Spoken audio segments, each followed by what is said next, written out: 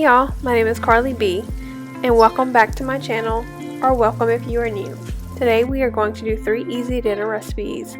They are simple, and I hope that you try them. If you do, let me know how you like them in the comments below, or you can tag me on Instagram at Carly_B2020.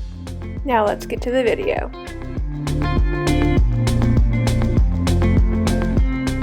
Okay, for this first recipe, we are going to be doing pan-fried pork chops with a side of rice-a-roni. We are using pork chops that are about 1 inch thick.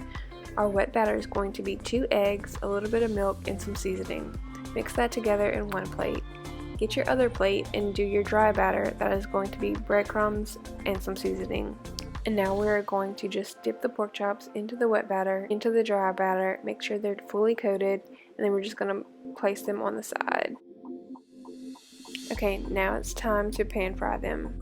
As you can see, my oil is pretty hot. It's been on medium heat for a few minutes while we were battering our pork chops. We are just going to let these cook on medium heat for 6 minutes.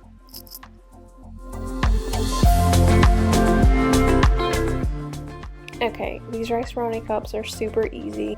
All you have to do is add water to the line, stir until the seasoning is dissolved, and microwave them for 3 minutes.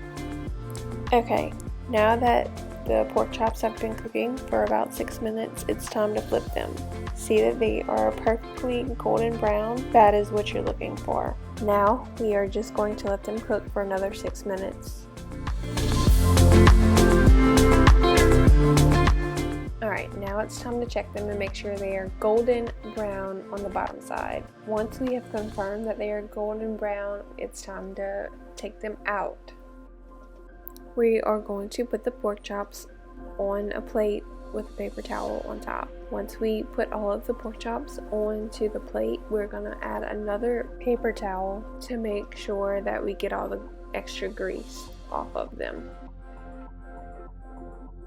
Now that we are all done with cooking, all you have left to do is plate and enjoy.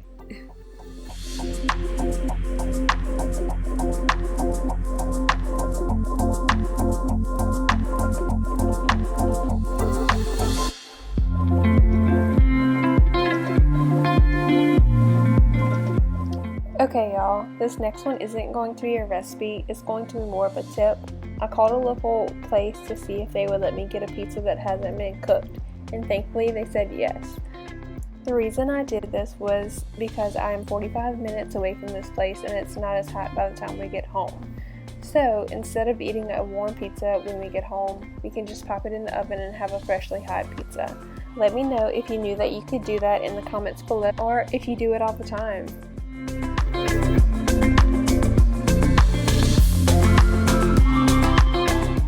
Okay y'all, we are on our last recipe.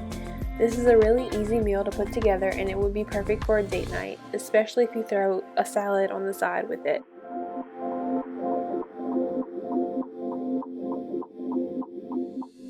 Okay, our first thing that we are going to do is cut up the potatoes. Some people like to peel the potatoes, but I like to keep them on, and it's one less step that you have to do. Once you put the potatoes in a pot of water, you can put them on the stove over high heat until tender. It takes about 30 minutes. Now it is time to start heating up your skillet. I like to cook my steak on medium heat. Now it is time to season the steaks. I like to use garlic powder, onion powder, Tony's, paprika, salt, and pepper on my steaks. I feel like they each bring a little something extra to the taste buds, so make sure that your steaks are covered pretty well with the seasoning.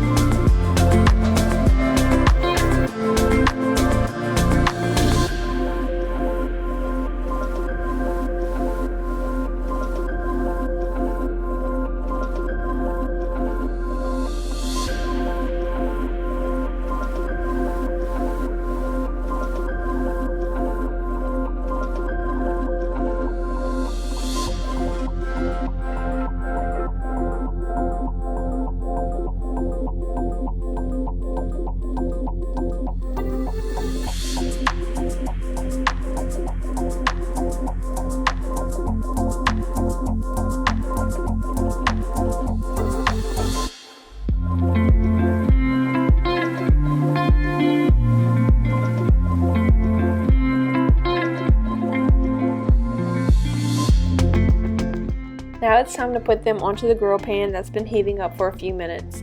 I like to run my fingers under some water and then drop a few droplets onto the pan to see if it sizzles. If they do, that's when you know that the pan is hot enough. Now that they are on the grill pan, we are just going to let them cook for 7 minutes without touching them. It's time to flip. We're going to flip them over and let them cook for 5 minutes without moving them. If you notice, I had a few pieces of food on the pan before I put them in and then realized that I didn't turn my camera on, so I had to hurry up, take them off, and redo it. Once the 5 minutes is up, we are going to add 2 tablespoons of butter to the pan and baste them for about 2 minutes, and then take them out and let them rest while we are finishing up the potatoes.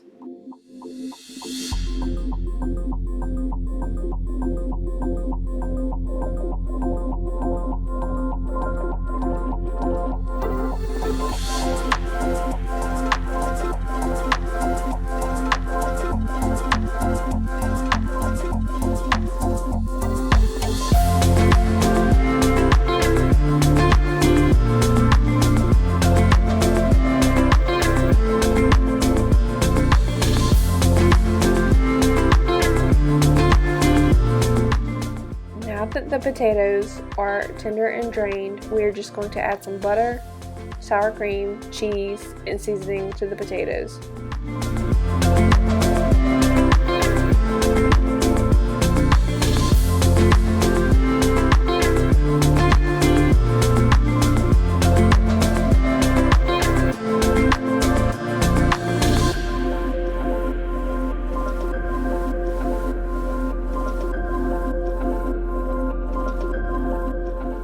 Mix them together until you get the consistency that you like. We normally add in milk to make it a little bit more creamy, but I forgot to put it in and they were still really good. Adding bacon bits is also a really good choice.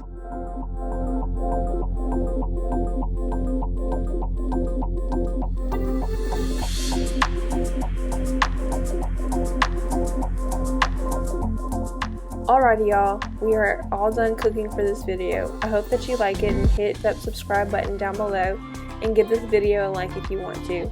If you try one of these recipes and like it, let me know in the comments below or tag me on Instagram at Carly_Beat2020. See y'all in a few days with a new video. Bye.